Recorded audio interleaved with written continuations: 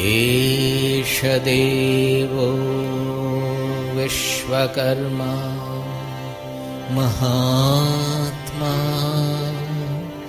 सदा जनानां हृदये सन्निविष्टः। ॐ सहना भवतु। ॐ सहना भवतु। सहनौ भुनक्तु। सहनौ भुनक्तु। सह वीर्यं करवावहै। सह वीर्यं करवावहै। तेजस्विनावधीतमस्तु। तेजस्विनावधीतमस्तु। मा विद्विषावहै। मा विद्विषावहै। ॐ शान्ति शान्ति शान्तिः। ॐ शान्ति शान्ति शान्तिः। ॐ शान्ति शान्ति शान्तिः। ॐ शान्ति शान्ति शान्तिः। Hari Om Tat Sat. Jai Guru. The last verse we did yesterday, 9th of the last chapter.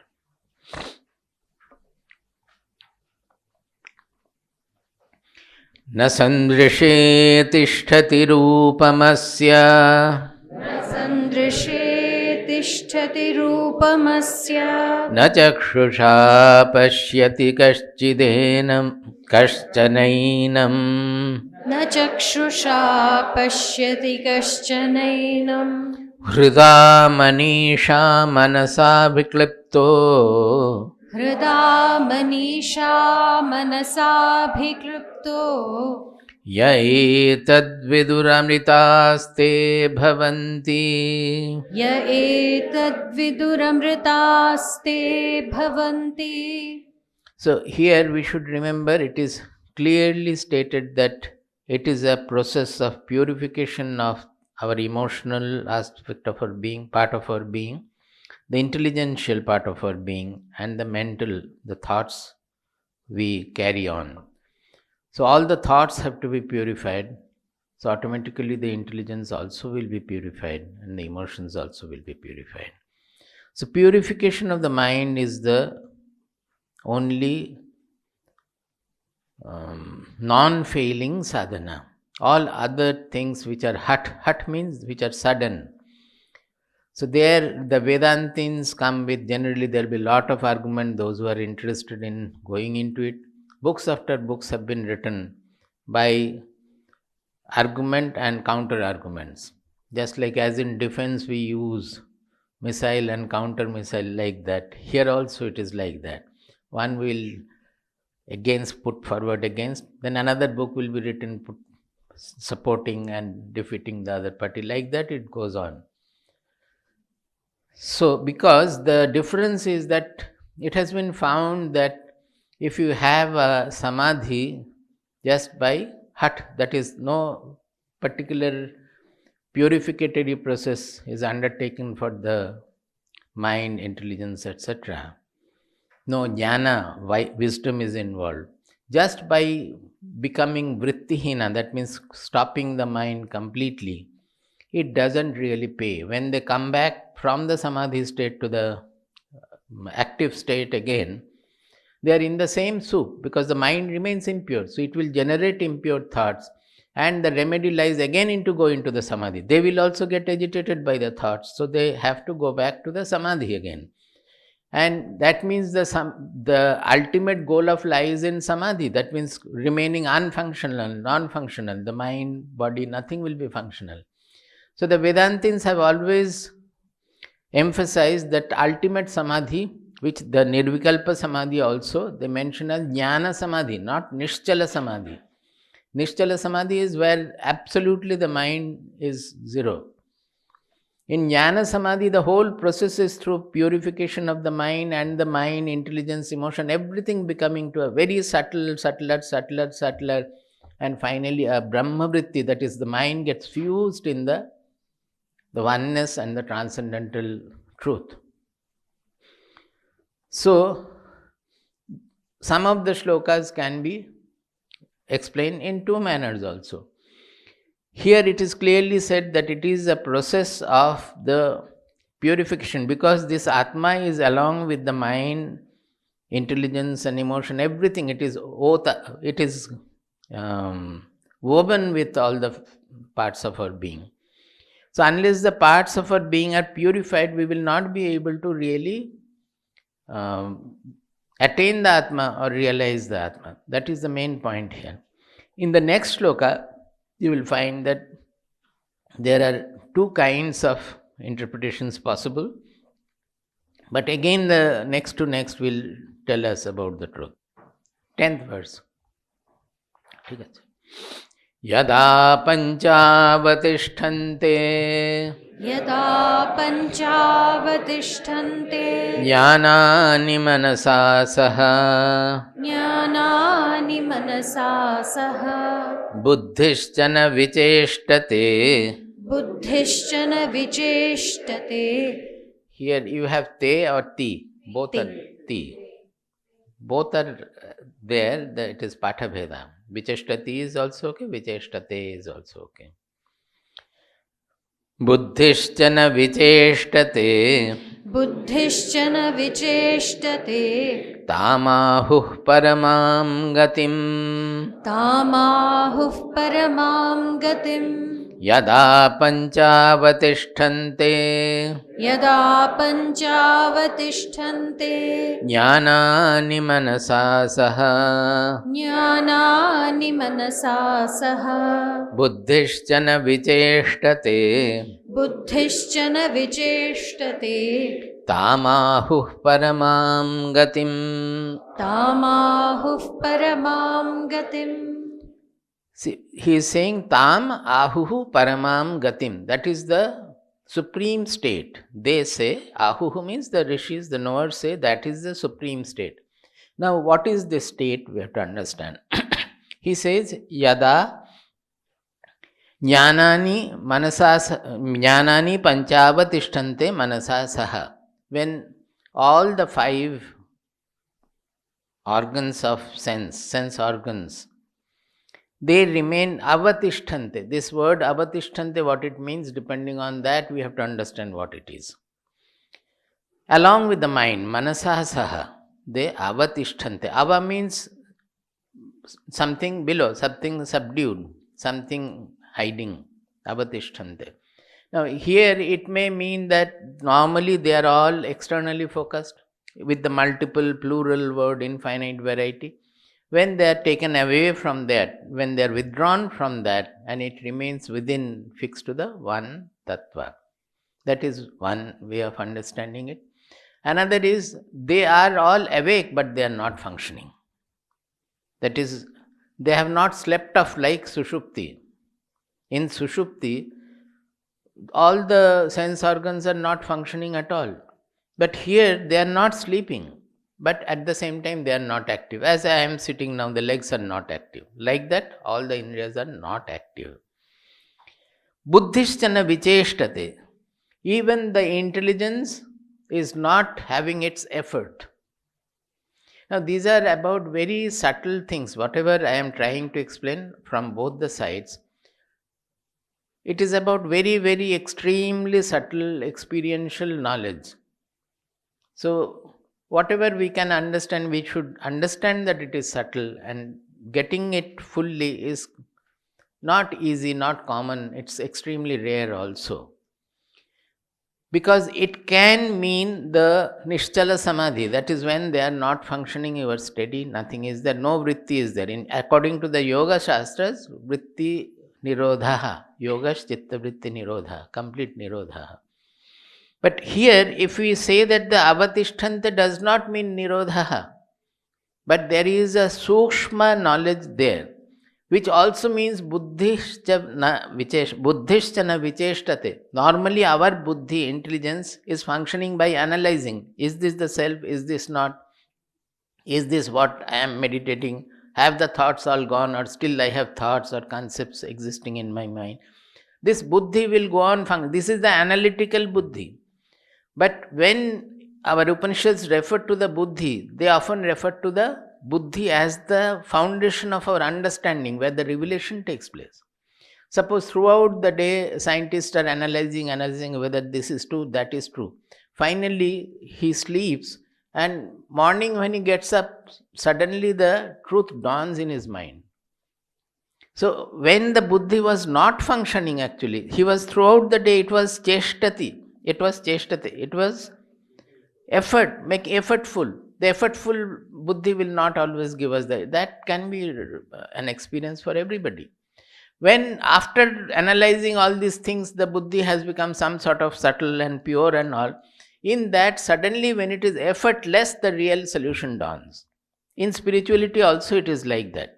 When you are struggling to meditate and fighting with your mind to meditate, it will not come easily. That fighting itself will be self-defeating. It will spoil the meditation. So often when people report like that, I say that after, what did Swamiji tell you? How long to meditate? Swamiji has asked me to meditate for 1 hour or 45 minutes. Okay, after 1 hour, at least 15 minutes you don't meditate, sit. Or after 45 minutes, whatever time you have, you deduct 15-20 minutes from that, 15 minutes at least from that, and don't try to meditate. You have completed your meditation. Simply sit or lie also. Even if you sleep off, let sleep come. If you have underslept, sleep may come. But don't worry about meditation or anything thoughtless, this, that, or nothing. Let there be thoughts, let there not be thoughts. That effortless state we want to generate. So that, and you will find in most of the cases when that is there, then the whatever clarity or whatever to dawn, it will dawn at that point because of the effortlessness. So really effortlessness does not mean that there is no intelligence at all. The intelligence, the fundamental, otherwise where will the knowledge dawn? So it can mean anything, but we would prefer that it is talking about the jnana samadhi, where everything is Brahma-vritti, when your mind has forgotten all the world, all the multiplicity of the world, and completely got absorbed in the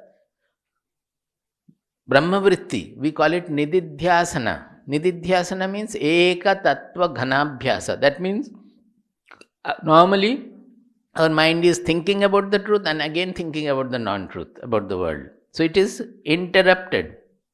Eka tattva ghana means there is no interruption.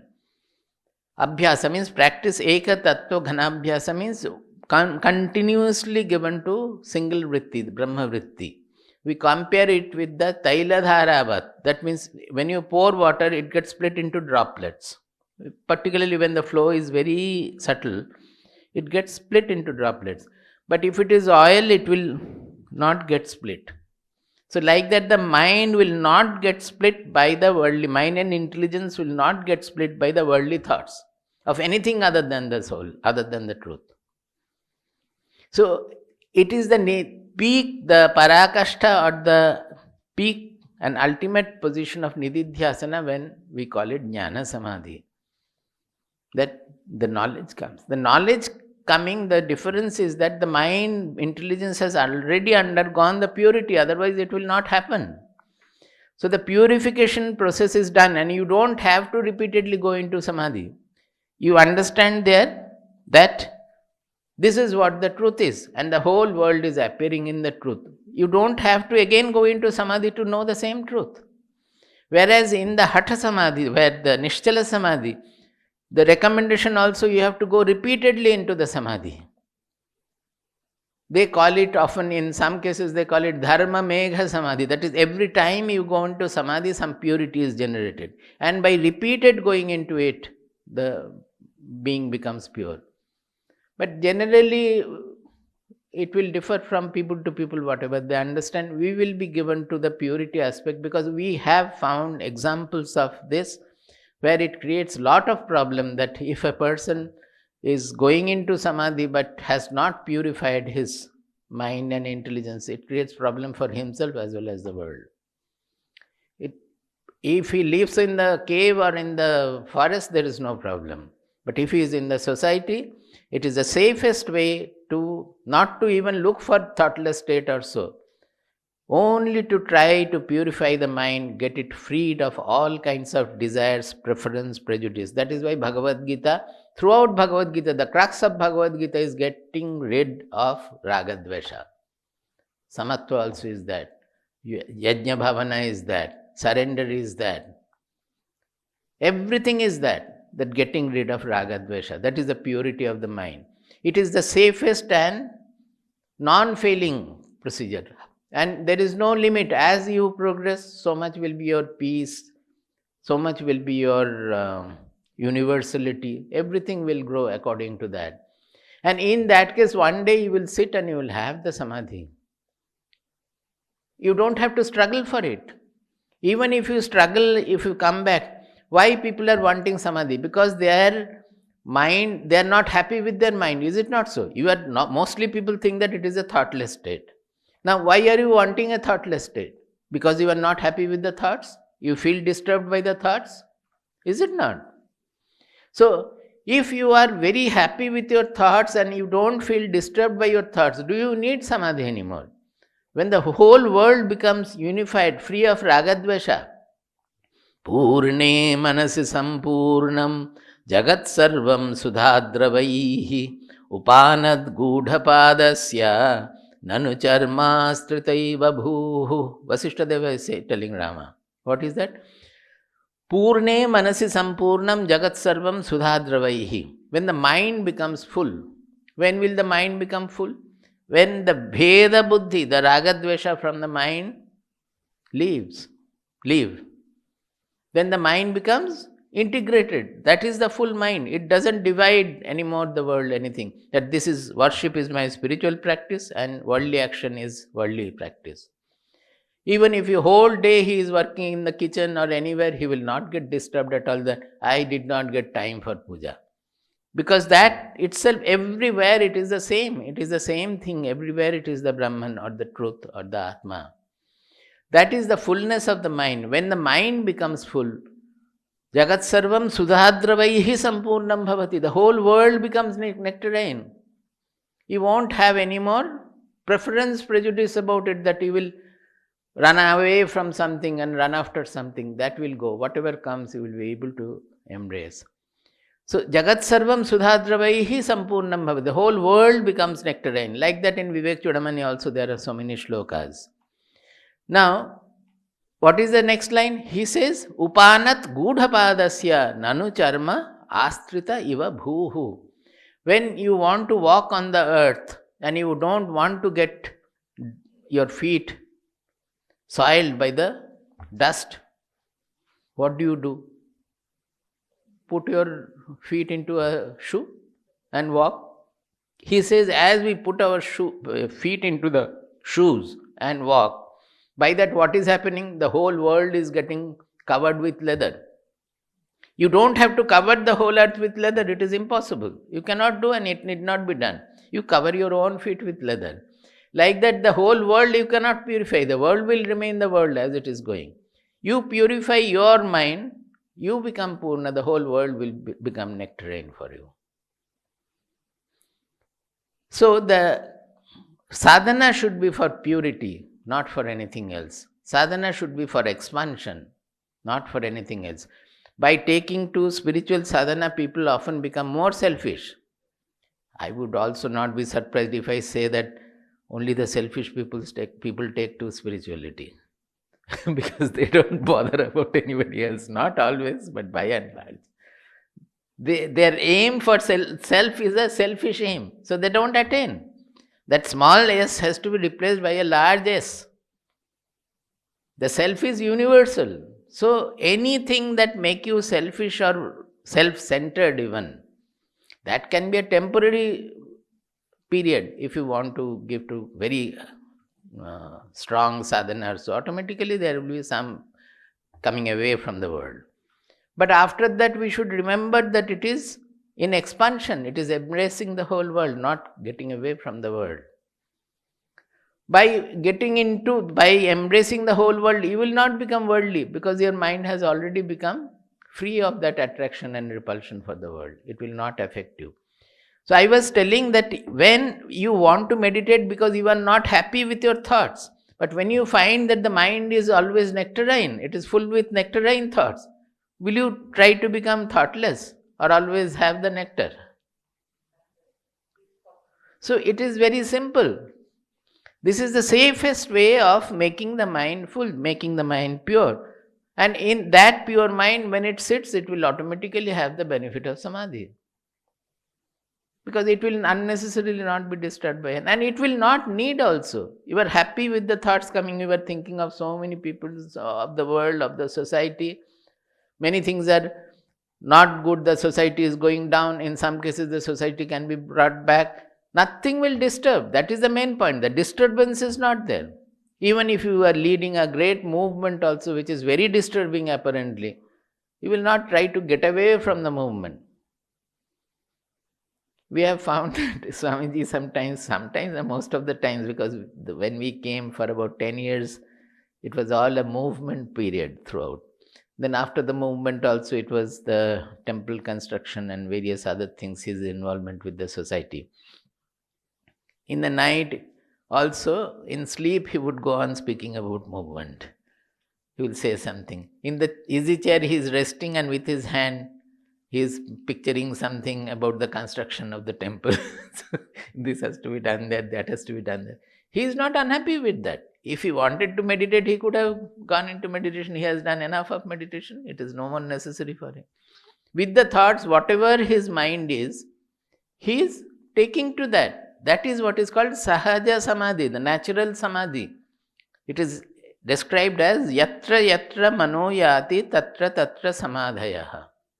Wherever the mind goes, there itself is the samadhi. Because what is that samadhi? The mind resting in Brahman, or the truth. Now here there is nothing other than Brahman. So wherever the mind rests, it is Brahman. So he says that this, now the parallel is in Bhagavad Gita, 6th chapter, I think 19th verse.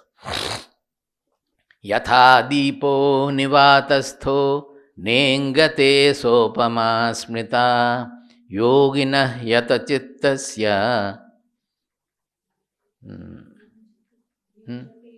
yunjate yogamatmanaha. He says that when there is no wind, air has to be there, but there is no wind, no motion in the air. In such a place, a lamp is burning. So the lamp will not oscillate at all. A fixed lamp. You think of that stillness around. There is no wind, no movement anywhere at all. The still lamp is burning. The flame does not move. Nengate means na ingate. There is no movement of the flame. But is not the radiation spreading everywhere throughout? There is no movement, but the radiations are spreading everywhere. So the mind also get into that stillness, but it is not sleeping.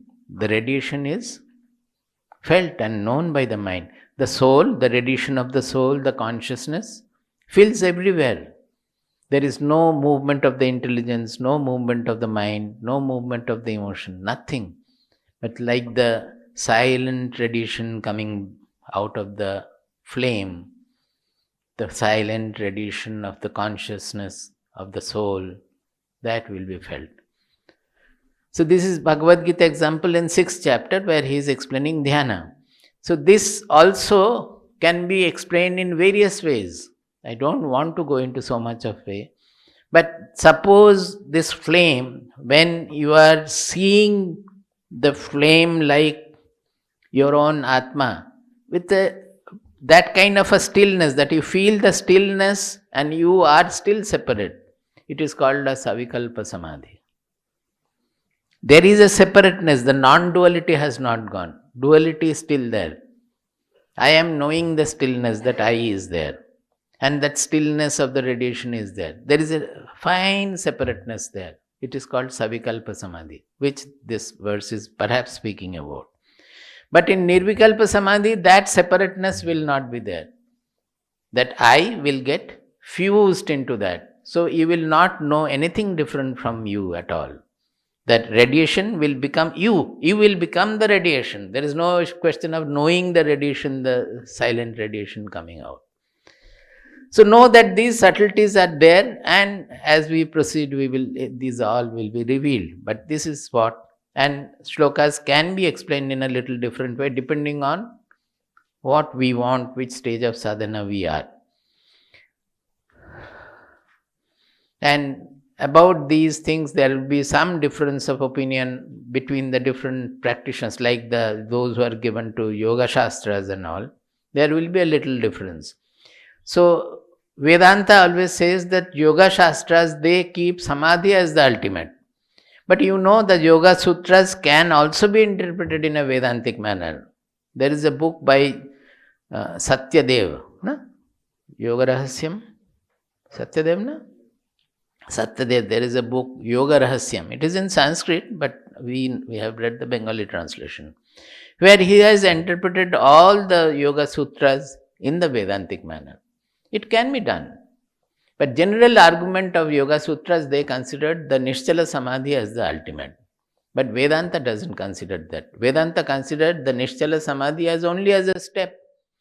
But Nishchala Samadhi is a state. State means as long as you are in Samadhi, it is there. When you have come out, the Samadhi has gone. So it is time limited. You can remember and say that in 1987, on such and such day, I had Samadhi. You can easily, because you know that it happened on that day, in that time, everything you can specify. So it is state dependent, time dependent. So it is not permanent. It is something changing. Whereas this knowledge is not, there is knowledge of the permanent is when you have got the permanent which does not undergo any change. It has to be absolutely transcending time and space. So that is discussed in the next verse. Tam yogamiti manyante Tam yogamiti manyante sthiram indriya dharanam sthiram indriya dharanam apramattastada bhavati apramattastada bhavati yogo hi prabhavapyayau. yogo hi prabhavapyayau. After discussing this, that yada panchavatishtante jnanani manasasaha buddhischana vicheshtate tamahu paramam gatim. That is the highest state. Then he is saying that what is that? Tam yogamiti manyante. This is considered as yoga. What is it actually? Sthiram indriya dharanam. That is holding the indriyas absolutely still, non-active. That is, indriyas means here buddhi also is an indriya, mind also is an indriya. That is holding everything as still, not sleeping, but wakeful, but non-active. That is considered to be the yoga. Apramattastada bhavati. When this happens, then only we reach the state of apramattata, means pramadahinata. Pramada means inattention, falsehood, inattention. Apramattaha, apramada means attention. This is the state of attention. Why? Because throughout our life we have been interacting with the infinite number of variegated objects in the world. But the revealer is always missed. The revealer which is revealing the whole world, its multiplicity, its infinite variety, we don't know that revealer. Throughout life we have been given so importance to our small I, the egoistic I, and working everything with that I. Without that I, we will not get up also. When we get up from sleep, that I comes first and then the world comes. Is it not so? I in the world. With such an I, we are for 30, 40, 70, 100 years also, we are constantly inhabiting the world. But never knowing that which is that I. Is it not? So is it not inattention? So that which is pratibodha means which is perceptible in every perception, which is to be known in every perception. With no perception can take place without that revealer, and that revealer we have been missing. So that is called the inattention. That is why the other day I quoted from Mundakopanishad, Pranabodhanu sharohi atma brahmatallakshya muchyate apramattena vedhavyam sharavat tanmayo bhavet. Pranavaha, that means the Omkara. Omkara represents Brahma Vidya. Or you can say these verses also can be interpreted in two ways. While discussing Mundakopanishad, I have discussed this. On one hand, this Omkara can be taken as a practice. That is, you take Omkara as a prop for your meditation. So hold on to Omkara and reach the Samadhi state. Another is Omkara is a symbol for Brahma Vidya, for the knowledge of truth. So Brahma Vidya means the Upanishad Vidya. So there Pranavodhanuhu, the bow, is actually the Upanishad Vidya, which Mundakopanishad has said earlier. Dhanur Gruhitva Upanishadam Mahastram. It is the Upanishadam Mahastram. Omkara is representing the Upanishadic knowledge. So fixing, when we say hold the bow fast, we mean that the mind should be completely still on the Upanishad Vidya. It should not look for other things at all. It should look for the truth alone. Pranabodhanu sharohi atma. That our being, our I, is the arrow which has been properly sharpened by upasana, by all our studies, everything, the arrow has been sharpened. Otherwise, even if it hits the bullseye, it will not pierce, it will fall. Arrow has to be sharpened by our sadhana. Then we put it on the Upanishadam Mahastram, on the Omkara. And then apramattena vedhavyam, that we have to hit the bullseye, which is the Brahman, brahmatallakshya muchyate. Hits that Brahman without pramada. That means whatever we have studied about Brahman, etc., that is the Brahma Vritti. Apramada, there is the Brahma Vritti. Brahma Vritti means the matured concept about the Brahman. The mind has to be fixed there. And then you release the arrow to hit the Brahman. Sharavat tanmayo bhavet. When it hits, it is not Sharavat, it is much more than that. Sharavat, what is happening? The arrow is hitting and remaining in the bullseye, in the target. Here the arrow is getting dissolved in the Brahman. It is getting merged with it. Tanmayo means tat mayaha, means there is no other separate identity. You get merged in that. So he says, tam yogamiti manyante sthiram indriya dharanam. So you should be able to match with other Upanishads, Vivek Chudamani, everything, collect the shlokas, put the references in your book to study properly.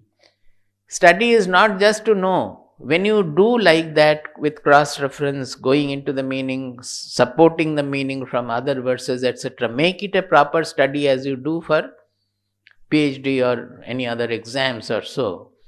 Then what happens? That study, whatever knowledge it gives, that is not the main thing there.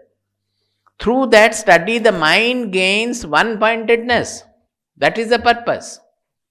The whole sadhana, spiritual sadhana, is to make the divergent mind, multifocused mind, convergent, one-pointed. When it becomes one-pointed, then where it is pointed, that target can also be removed and then it remains whatever it is. So it is to make the mind one-pointed, all the sadhana has to be performed. So that kind of a study will help your mind to become one-pointed. Eka tattva ghanabhyasa it will take to. Even if you are involved in the world, you will find that throughout the day, you will feel an antashitalata. Antashitalata, you understand? When you take cool water bath, when you go to Vaishno Devi or Amarnath or so and take bath in 0 degree water, don't you feel that the whole body has forgotten its all stress, strain, everything? It feel refreshed like that, cool refreshment. Like that, the inside will always remain cool, as if an inner bath has been taken. You do work in the office, you do whatever you want, but throughout the day you will find that the inside is remaining cool. And the great benefit of that is that whatever now you are performing in the office, struggling throughout the day in 16 hours or so, and remaining always agitated and stressed and all that, you will be finding that the whole work is done in a much better way, if not in 4 hours, at least in 8 hours. Half the time or even less than that. Not only that, many things will be done which would not have been done in that agitated state of the mind. It is just like a play, a child play, everything will get done. The person you want, you will find that he has arrived. You do not have to. Normally what do? You run to South Extension from here, spending 1.5 hours. You reach the person, oh, he has gone today. Oh, he has gone to Ghaziabad only today. Achha, you come back again. By that time, the person has gone there again. You will find that you were about to go, but the person has arrived. You did not have to go. Everything, because that mind will be in tune with the fundamental harmony of nature. Such a mind which is not agitated by the raga-dvesha and any other distracting thoughts, that mind automatically becomes harmonious with the fundamental laws of nature.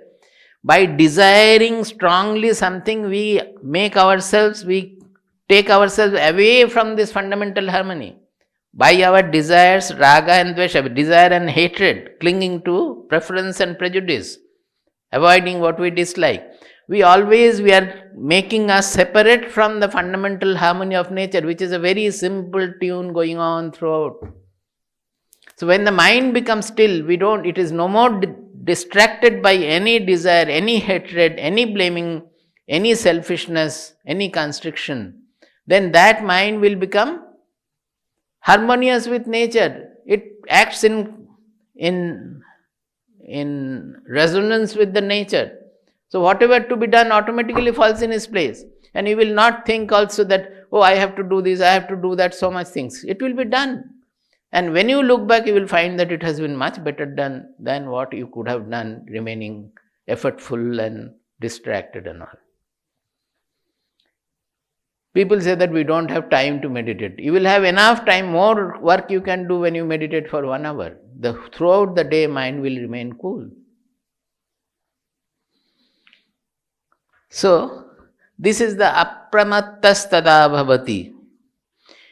Tam yogamiti manyante sthiram indriya dharanam apramattas tada bhavati. But yogaha hi prabhavapyayo. Prabhava, both are there, so apyayo, dvivachanam has come.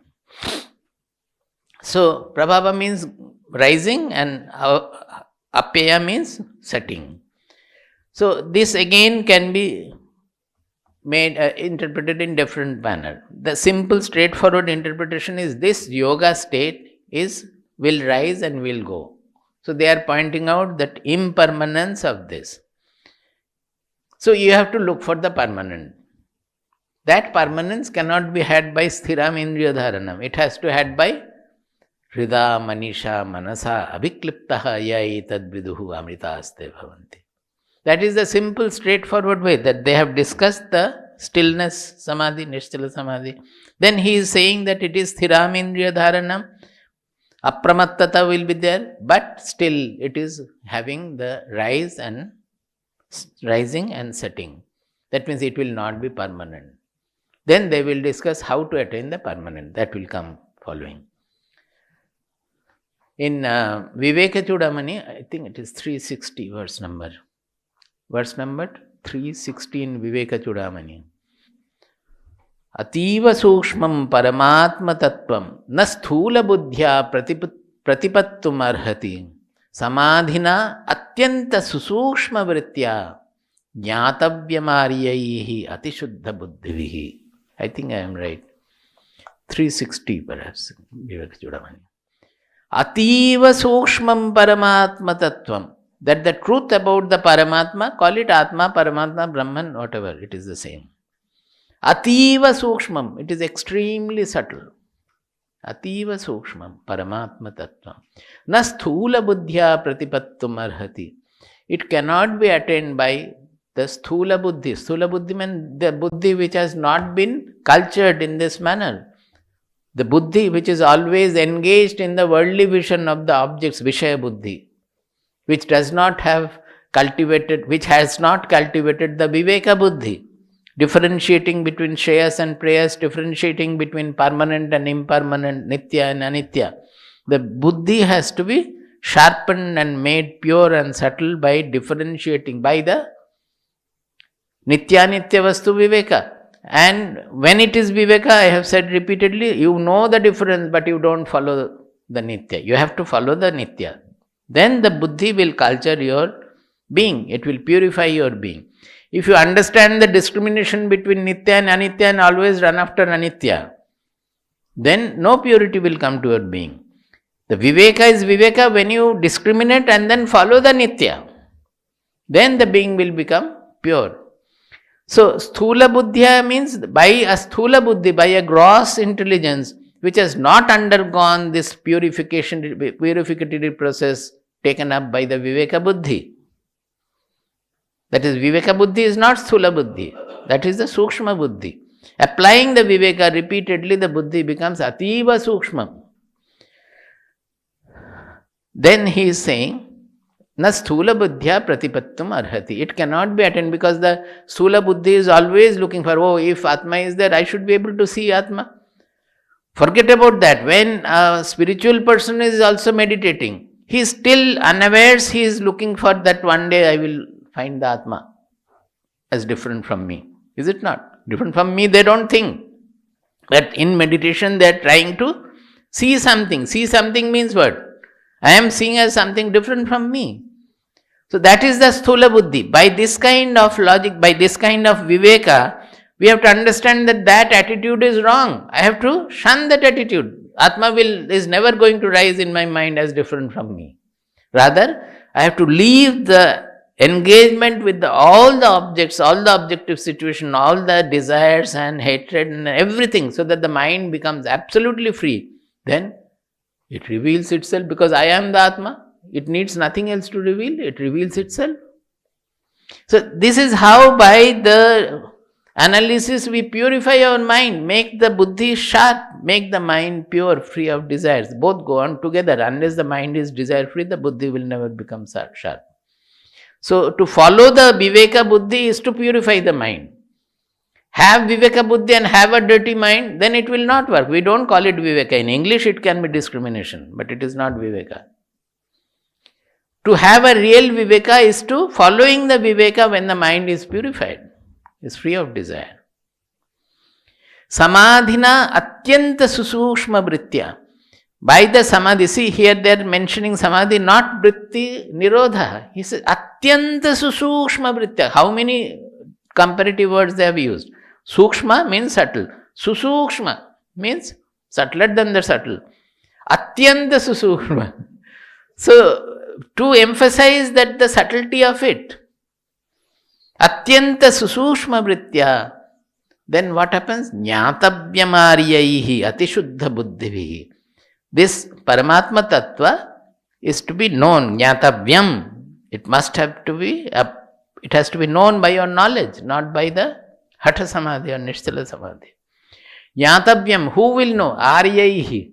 Even now people say the Aryans have come from outside. Nomads and all. Our Shastra is full of Aryai, never referring to somebody who came as a warrior people or so. It is, Aryai is referring to a cultured human being, an evolved human being who has made his being pure. Those who are given to good samskara, noble thoughts. Repeatedly in Bhagavad Gita also, Aryaputra, Arjuna is addressed. It is the samskara, the aristocracy. The aristocracy means not economic aristocracy, but the cultural aristocracy. That they are given to noble thoughts, good practices. Jnatavyamariyahi atishuddha buddhivihi. See that their buddhi, shuddha buddhi, atishuddha buddhihi. The buddhi has to be purified by applying viveka, their intelligence. It becomes extremely pure. And applying that buddhi with an atisukshma vritya, by an atisukshma, subtler than the subtlest vritti, the knowledge dawns. Paramatma tattvam jnatavyam. This is Viveka Chudamani 360. You can check. So he says, apramattas tada bhavati, but this yoga hi prabhavapyayu. It is time limited. The other interpretation is prabhavapyayu means it has rise and fall, that is nasha and growth. So be very careful about the yoga, don't neglect the yoga. That also is a sadhana oriented meaning. That see that this yoga will go. So don't be complacent by having it, it will go. You have to attempt it and you have to be particular to have it. You should not neglect it, you should attain. Naiva vacha na manasa Naiva vacha na manasa praptum shakyo na chakshusha praptum shakyo na chakshusha astiti bruvato anyatra astiti bruvanyatra katham tatupalabhyate. katham tadupalabhyate. Naiva vacha na manasa Naiva vacha na manasa praptum shakyo na chakshusha praptum shakyo na chakshusha astiti bruvato anyatra astiti bruvatoऽnyatra katham tadupalabhyate. katham tadupalabhyate. The first part is similar again to many other verses. Just now we have studied na sandrishe tishtati rupamasya or Mundakopanishad 3.1.8. You see, we have given earlier also. Na chakshusha drishyate na pivacha nanyair devaihi tapasa karmana va jnana prasadena vishuddha sattvaha tatastutam pashyate nishkalam dhyayamana. Is it not 8? So here you see that na chakshusha pashyate napi vacha. It cannot be seen by chakshusha, when they say, means any indriyas. It cannot be perceived by any of the indriyas. Napi vacha, it cannot be expressed by any words also. Because all our words are within the ken of duality. When you have to transcend the subject-object duality, the words will not help. Words will help us to show that it is there. We call tada pushkarini nyaya. We have all this nyaya logic for this. What is that? You are asking a traveler in the desert is very thirsty. He is asking me, can I get anywhere any water? The person has come away from where there is water. He is directing him that you go straight, then take a right turn, go for 10 minutes, then take a left turn. From there, you see top of the palm tree will be seen. Tala vriksha means palm tree will be visible from there. Once you have located the palm tree, you walk towards that palm tree. Don't look here and there, straight go towards the palm tree. When you reach the palm tree bottom, you look down, you will find that there is water down there.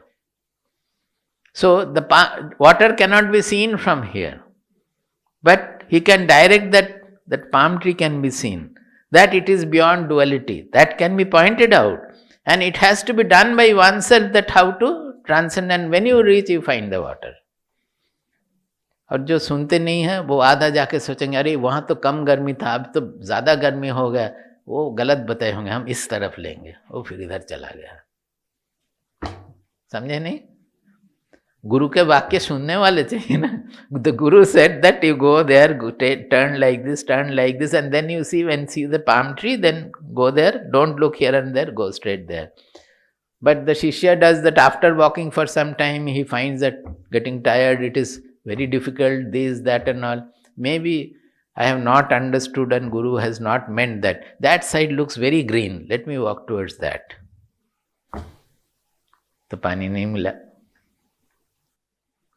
So, न चक्षुषा दृश्यते नापि वाचा नान्यैर देवैहि tapasa karmana va. It cannot be attained by any other worship of any other devas or powers or anything. Tapasa, by any austerity also. In Mundakopanishad, in another verse, he says, tapaso vapi alingat. See, linga, they are also there. Alingat means which is not an alingat tapasaha means which is improper austerity. I want jnana, but I stand in one leg for 5 years. On one leg. Will you get jnana by standing on one leg for 5 years? Or I do upavasa for 5 days a month or 15 days a month. By upavasa we will get knowledge. But he will not like to read even a shloka from there.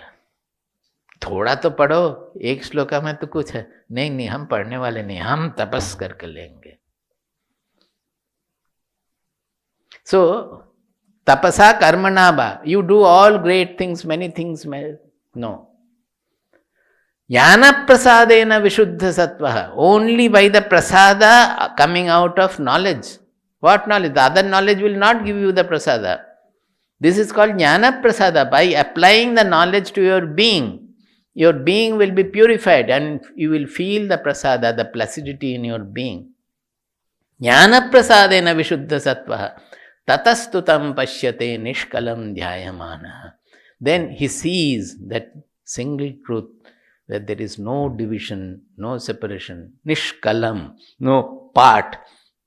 Even the subject, I am seeing something, that subject-object division part also is not there.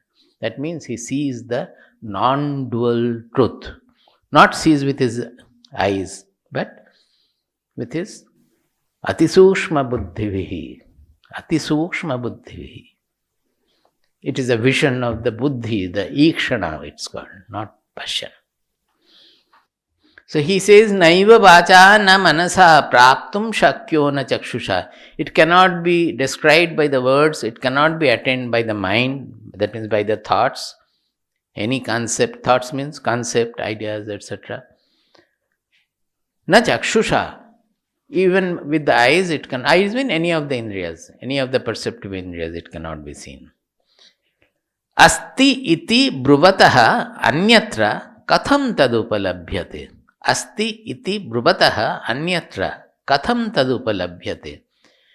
It cannot be perceived by any of our indriyas. So where are you going to find it? You move from here to USA, to Russia, to the Pacific Ocean and here and there. Go to the North Pole, South Pole. Will you find the truth anywhere with your indriya life, with your worldly life? You will never be find. So whom you have to depend on? You have to depend on a person who has already crossed, who says that yes, I know it is and I can guide you. Asti iti bruvataha. A person who is saying that yes, it is. It is real, should be able to connect to Nachiketa's question. His first question was, what? Asti? What is the sloka? Yeyam prete vichikitsa manushye asti ityeke nayam asti iti chaike. Some say it is asti, some say it is nasti. Now if you go to a person who says nasti, then you don't have any way of inquiring further. You accept that, oh, nothing is there, so let me take more and more food. Even if my body gets spoiled, I am going to die any day. Either at 60 years or 40 years, it doesn't matter. Let me enjoy the life as long as I am there. Some people do enjoy like that. Whenever we refer to it, some characters come to the mind who wanted to enjoy life in a very vigorous manner. And what happened to them within 2 years? Absolutely decrepit. Lost everything. Lost means in various ways. Completely deserted. So, what did I say? So, asti, Nachiketa asked, asti or nasti? It is there or it is not there. So, you have to go to a person who says asti. So that what is asti is later on you have to find out. Once it is, then you follow your pursuit to find out what is that, what is. As Vivekananda went to Ramakrishna Dev says, yes, I have seen God and I will show you also. Now at that time, what Vivekananda understood, we don't know. At least the conviction of Ramakrishna Dev, that was the attraction for him. He says it is, and I can show you also. But later on he came to know it is not like that to be shown or seen or anything like that. But initially the conviction that it is and Ramakrishna Dev knows and I can show you, that kept him. So unless we go to a person who says asti, how you can ever experience it or realize it? Asti iti bruvataha anyatra. Going to somebody else who does not say asti. Bruvataha anyatra. That means going to somebody else who doesn't say that yes it is. Katham tadupalabhyate, how can it be experienced? So it emphasizes the importance of the Deshika. Deshika means Guru, who shows us the path, who takes us holding our hand. Now he says that what is this Asti? Astityevopalabdhavyah अस्तीत्येवोपलब्धव्यः tatvabhavena chobhayoh तत्त्वभावेन चोभयोः astityevopalabdhasya अस्तीत्येवोपलब्धस्य tatvabhavah prasidati. तत्त्वभावः प्रसीदति. See that sandhi, these are big words. Asti iti eva. Asti iti eva. Eva means it's emphasizing only this and not anything else. When they say Gurum eva abhigach, Gurum eva, that means you have to go to the Guru and not to anybody else, be he the Prime Minister or President or anything. For this you have to go to a Guru who has seen the truth, who has known the truth. Here it is Asti iti eva upalabdhavyaha. Upalabdhavyaha means has to be experienced or realized as what? Asti iti eva. That means it has to be realized or experienced as Asti. Cha ubhayaha tattva bhavena cha ubhayoho. Ubhayoho means of the two. What did Nachiketa ask? Asti or Nasti. These are the two. So of the two, it has to be experienced as, it has to be realized as upalabdhavyaha. It has to be experienced as the Asti. Now this ubhayaha, some translation you will find in a different manner. They have done of the two bhavas, that is formless and formed. Now we are not going to that because we would like to relate it to Nachiketa's question. In a Shastra always we would like to relate to the question. So here ubhayoho, it has been continuing, that he is repeatedly saying Asti and Nasti, relating to Nachiketa's question. So here the ubhayaha means Asti and Nasti. Of these two, it has to be realized, it has to be experienced as the Asti, upadabdhavyaha, Asti iti eva upalabdhavyaha. Now there is a condition over there. How? Tattva bhavena. Tattva bhavena, that means in its essence bhava, that means tattva means the truth, in its real essence. You have to experience it as is, as it is, or as is, in the form of in the essential truth, as the essential truth. Now what is this tattva bhavaha? Because whenever we say asti, now think very well, the moment you say asti, you think that something in front of you. Either it is gross object in front of you or thoughts. I am seeing that is not gross object, subtle, but I am seeing that my mind has got thoughts. I have anger, I am seeing the anger. So everywhere it is something different from me. As a separated from me, I am seeing something as existing. Is it not so? That anger is existing in my mind, the love is existing in my mind. This we are knowing. So this is not the tattva bhavena. That is, our feeling of existing, something exists, is always different from me. Anything that exists is different from me in the objectude, either subtle or gross. Here it is not so. This asti, the Atma asti, is not in the dual sense. It is a non-dual experience. The Atma has to reveal itself. That is the tattva bhava. Are you able to follow? So sadharan, ordinary bhava is always thinking that Atma is an object, moving from this body to that body, or going here, going to the heaven, going to that. These are all objective. That I am different from that Atma, I am seeing the Atma going here and there. Or even in the meditation also, we want to see it as something I am seeing. So it is becoming an object to me. I want to see Vishnu Bhagavan appearing. But if Vishnu Bhagavan appears like that, he is an object. So he has to be shunned. You cannot get fixed to that, then you will not reach the truth. So this has to be in Tattva Bhava, where the non-dual Bhava, non in a dual Bhava. Of the two, always it has to be realized as Asti, but not in the usual sense of objective existence. But that is why in English we use the word that it is, not it exists, but it is.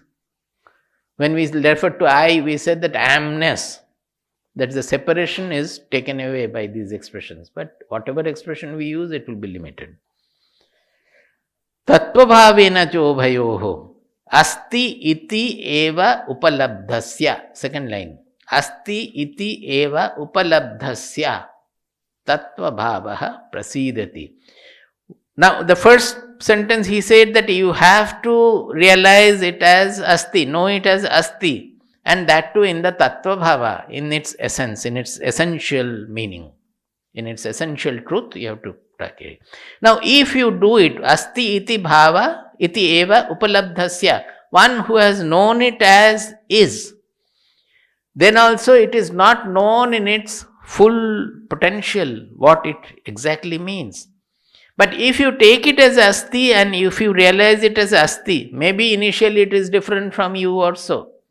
But in your pursuit, slowly, tattva bhavaha prasidati. What is that essential bhava? It will unfold in you. Bhavaha prasidati, not you prasidati. That bhavaha prasidati means that bhava unfolds in you in its full bloom.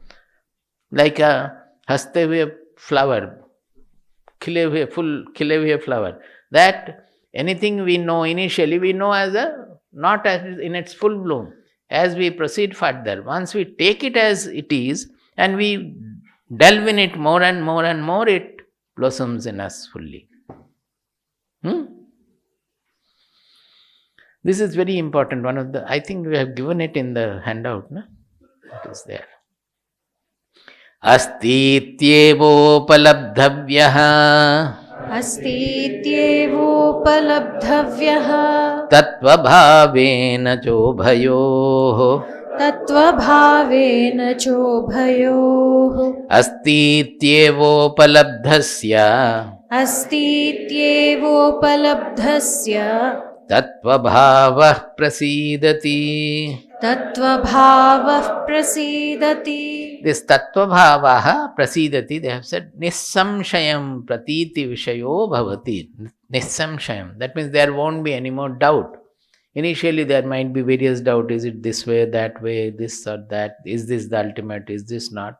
Then tattvabhavaha prasidati means it becomes doubtless experience. In Shankaracharya is writing here,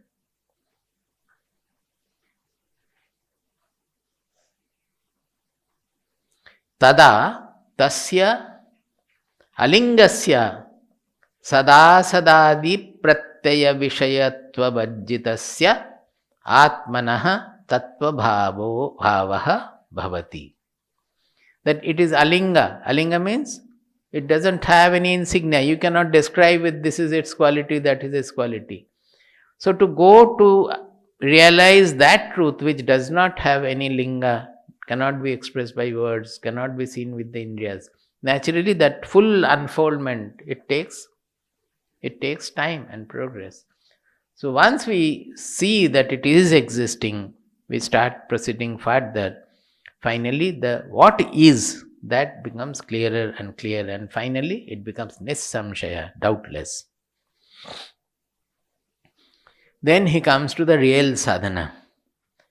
Yada sarve pramuchyante सर्वे प्रमुच्यन्ते कामायेस्य हृदि श्रिताः कामायेस्य हृदि श्रिताः अथमर्त्यो अमृतो भवति अथमर्त्यो मृतो भवति अत्र ब्रह्म समश्नुते अत्र ब्रह्म समश्नुते यदा सर्वे प्रभिद्यन्ते यदा सर्वे प्रभिद्यन्ते हृदयस्येह ग्रन्थयः हृदयस्येह ग्रन्थयः अथ अथमर्त्यो अमृतो भवति अथमर्त्यो अमृतो भवति एतावदनुशासनम्. एतावदनुशासनम्.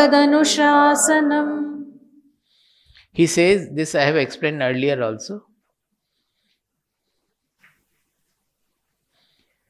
See, all the Upanishads, you will find that initially they start with various ideas about the Atma, Brahman, etc.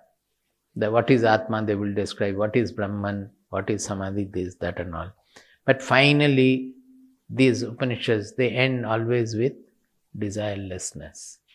Because that is the only thing. And why? There is no difficulty at all. Because desires are redundant. Desirelessness does not mean that you will not take food which is good for your body. You will not read something which you like. You will not talk to people whom you like or so. It is not at all that.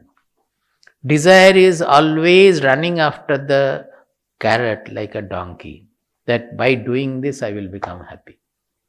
This illusion, this of that I will become happy by getting something from the world.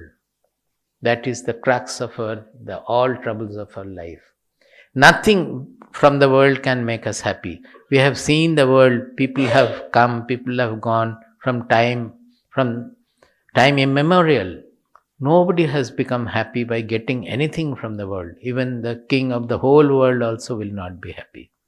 Still we are deluded that one day I will become happy by getting this or getting that. This is the whole, what shall I say, the paradox of life.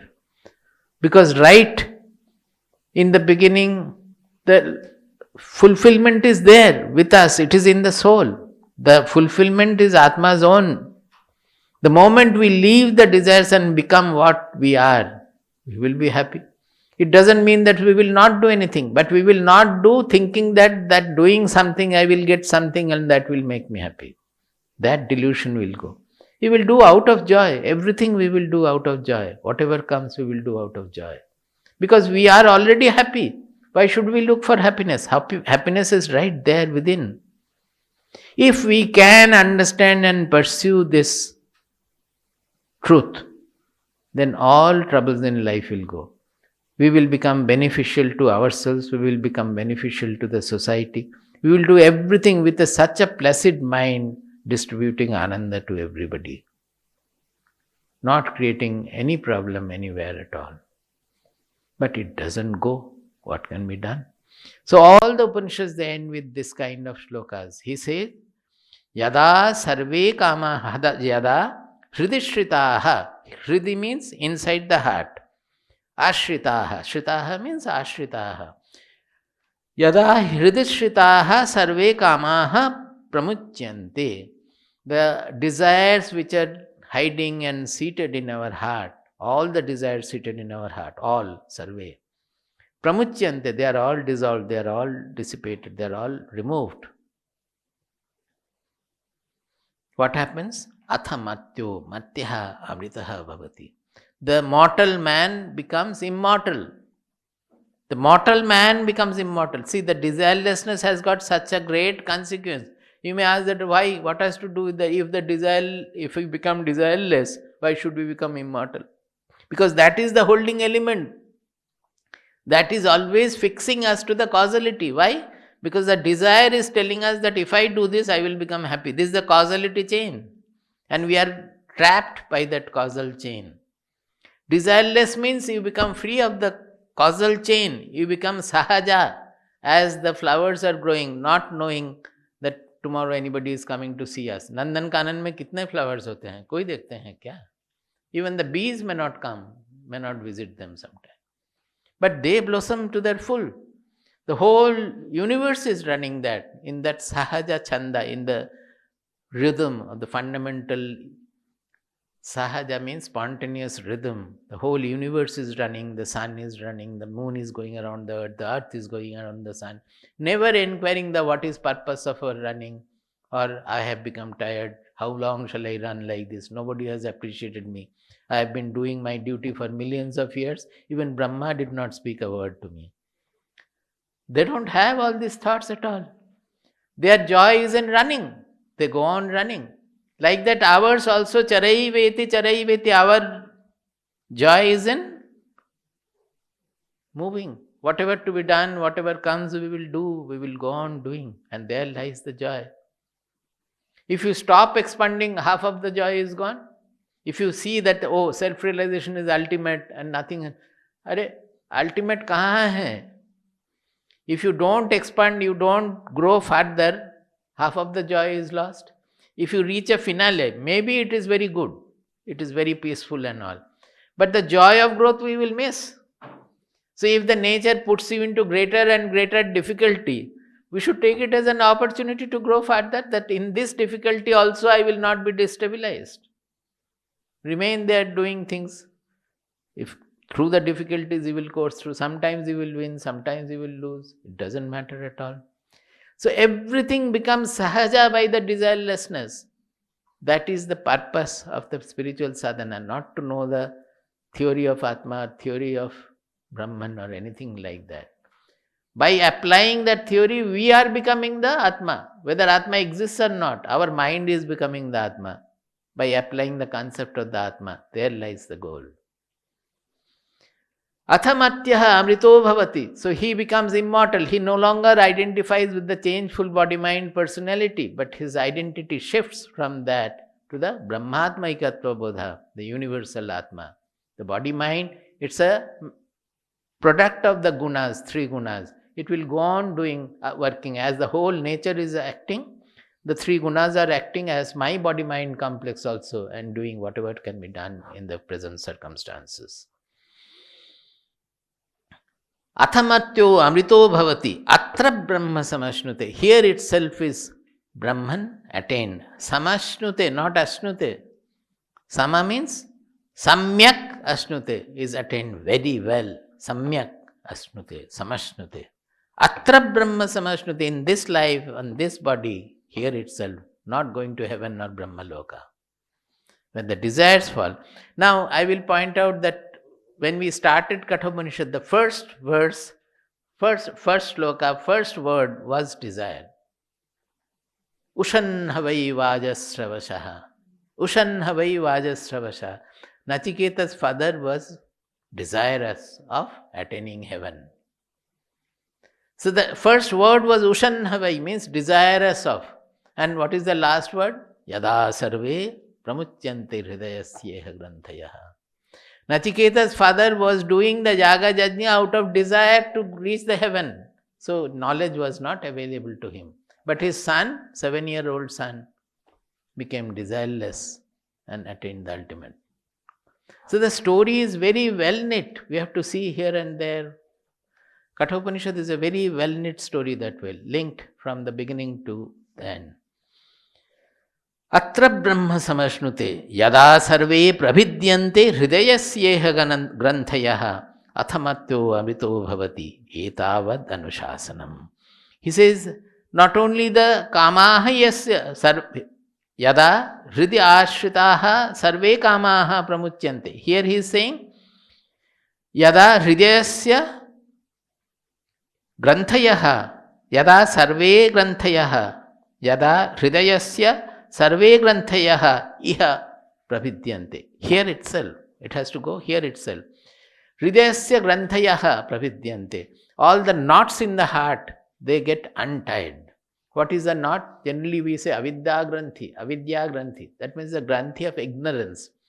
Now actually it is the cause of the desire falling. When we understand by applying the vidya of the Upanishads, when we understand the truth, the avidya keeps away and the truth is revealed. So vidya is, the purpose of vidya is to remove the avidya, and then both leaving the truth manifest itself to reveal itself, the Atma to reveal itself. So hridayasya hridaya granthi is the avidya we say. But this avidya manifests in the form of what? I think I am small, I am puny human being limited by my body, mind, personality. I have done this, I have done that, I have to do this, I have to do that. This is the granthi, the ego, egotism. So the avidya is causing the egotism, the small fictitious I we create about our own Atma, which is absolutely fictitious. So avidya granthi untying means that ego gets dissolved. Then there is no question of desire. I become universal. So all the desires are redundant there. What shall I be fearful of? What shall I run after? What shall I run away from? There is nothing other than me at all. Yada sarve prabhidyanti hridayasyeha granthaya athamatyaha amritaha bhavati athamatyo amrito bhavati. The matyaha, the mortal human being, becomes immortal. Here itself, iha. Etavat anushasanam. Up to this, etavat means up to this. Anushasanam means following our gurus and preceptors. We know only up to this. If you don't believe in this, do something else. I have nothing to say. This is what we have known and we have to tell you. That's all. If you feel the truth is something else, you carry on. If you feel that what I am speaking is truth, you follow. This is the humility of our Shastras. He is ending the Shastra with Etavat Anushasanam. This is what we have learned from our gurus, and this is what we can communicate also. More than that, we don't know. Because when they are saying that how this Atma can be known, it cannot be described by anything at all. No sense perception, nothing, no description at all. How can it be known? He says, Sve Mahimni. The Atma is its glory, its own glory, not by any of the worldly objective attributes or anything. It has its own glory. Saying that it has its own glory, he thinks that when we say it has its own glory means again we will think that glory I will see on death. Because the delusion doesn't go. So immediately he says, Sve Mahimni Athava Na. He is known by his own glory or perhaps not.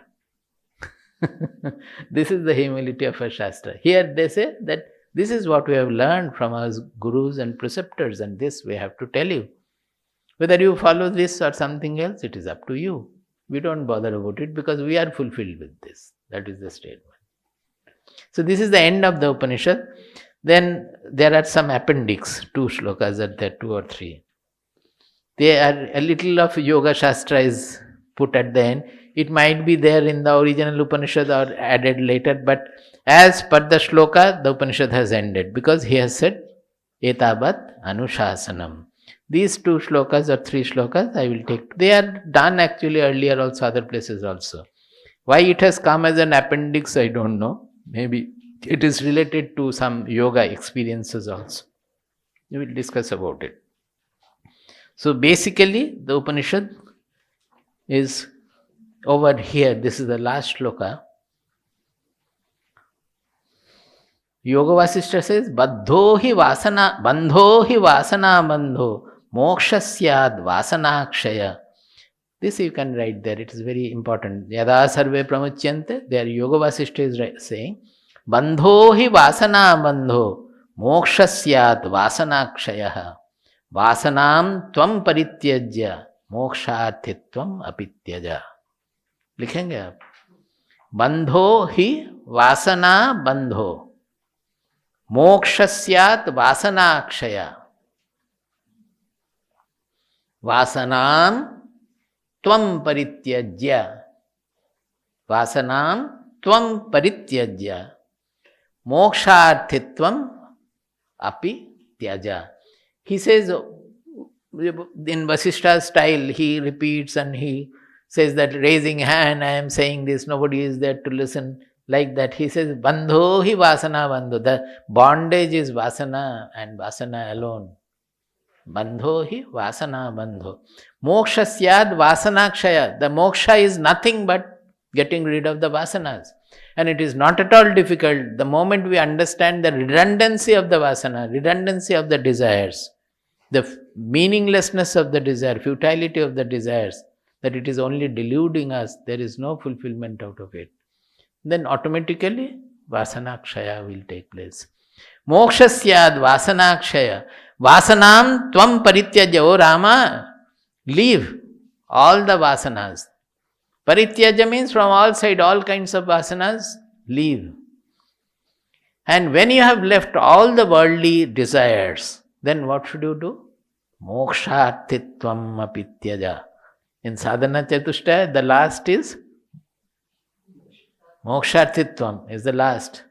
Mumukshutva, the same, moksharthitvam means mumukshutva. So in sadhana chatushtaya, you develop mumukshutva, that I have to get liberated from the bondage. But when you have left all the worldly desires, then the last bondage is the mumukshutva. That also has to be dropped. Then whatever remains, remains. That is the ultimate truth. Moksharthitvam apityaja. But don't leave it right away. After the worldly vasanas have gone, we have to leave the moksharthitvam, not now.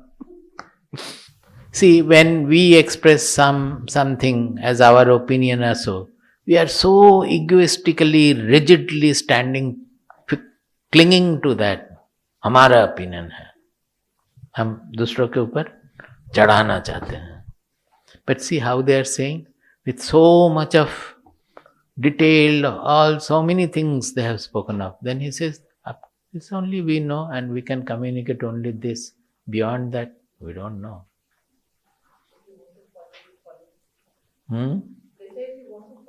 हाँ, opinion जो देना है दीजिए ना, उसके बाद सुनेंगे लोग तो सुनेंगे, नहीं सुनेंगे तो नहीं सुनेंगे. Why should I think that my opinion is always have to be listened to by the people?